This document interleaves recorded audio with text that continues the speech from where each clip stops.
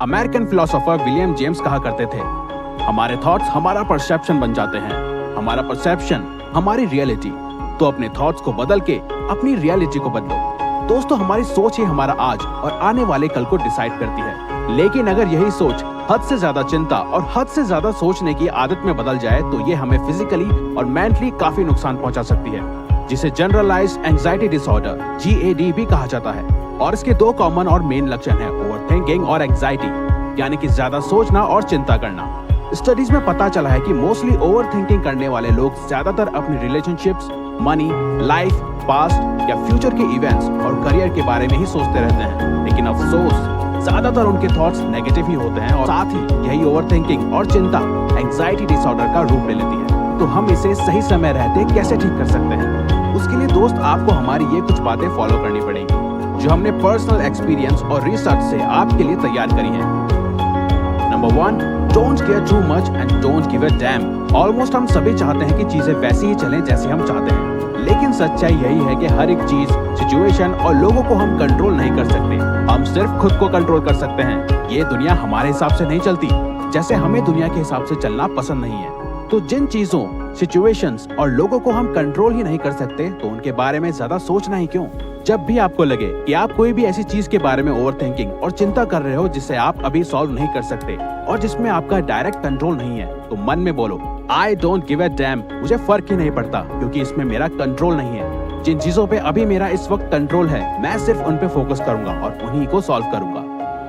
Frankly, my dear, I don't give a damn. Number 2, follow 5, 15 and 80% rule. अगर आपको overthinking की cycle से जल्द बाहर निकलना है तो आप हमारा ये रूल फॉलो करो। आपको आज से ही सिर्फ 5% पास्ट में जीना है, क्योंकि पास्ट के एक्सपीरियंसेस और टीचिंग्स याद रखना भी जरूरी है। और 15% फ्यूचर के बारे में सोचना है, क्योंकि फ्यूचर गोल्स, विजन और प्लानिंग भी जरूरी है। लेकिन लास्ट एंड मोस्ट इम्पोर्टेंट, आपको 80% आज में जीना है। मतलब आपको आज में ज्यादा जीना है compare to past and future के। आज एक्शंस लेने हैं फ्यूचर में डालने की जगह। जो करना है आज करना है, फ्यूचर में नहीं। हाँ, हमें पता है कि आप परसेंटेज नाप नहीं सकते, लेकिन ये सिर्फ एक एग्जांपल है जिससे आपको आइडिया लग सके कि पास्ट, फ्यूचर और प्रेजेंट को कितनी इंपॉर्टेंस देनी है और कितनी नहीं। अगर आपको ये जानना है कि प्रेजेंट मोमेंट में कैसे जिया जाए, तो वो आप एकहार्ट टोले की book the power of now को पढ़ के भी सीख सकते हो।